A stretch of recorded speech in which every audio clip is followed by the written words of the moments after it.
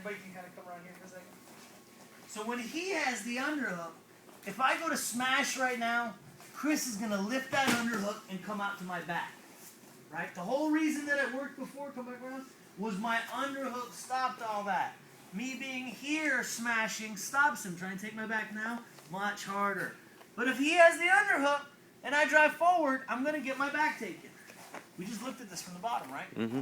So, he has the underhook. He's in half guard. Lock that up for me.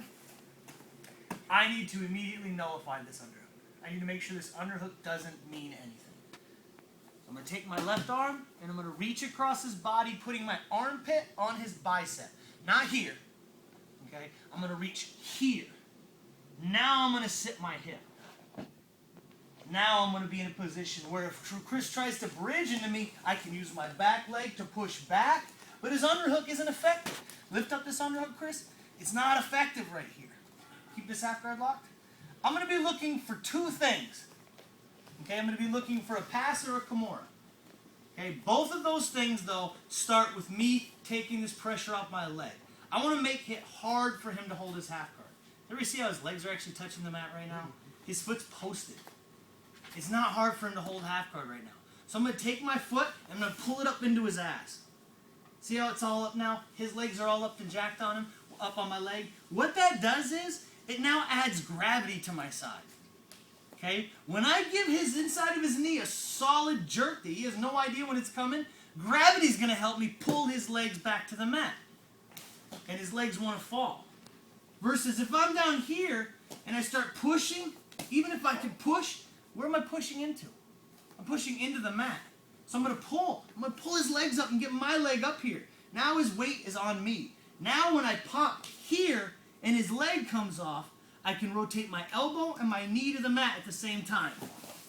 Take my mount. Remember, we don't care about having a hook in. This is fine. Pop it off. Keep it in.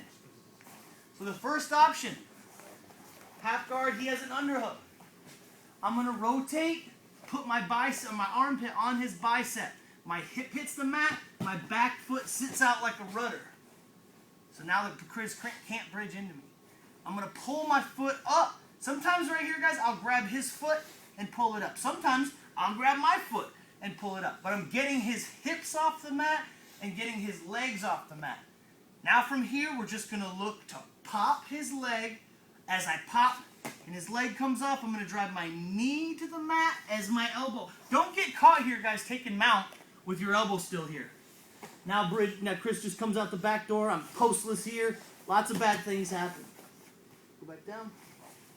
As I rotate my knee to the mat here, guys, my elbow rotates over his head. Take a nice, big, controlling mount. Base, base, base, base. Any questions on that?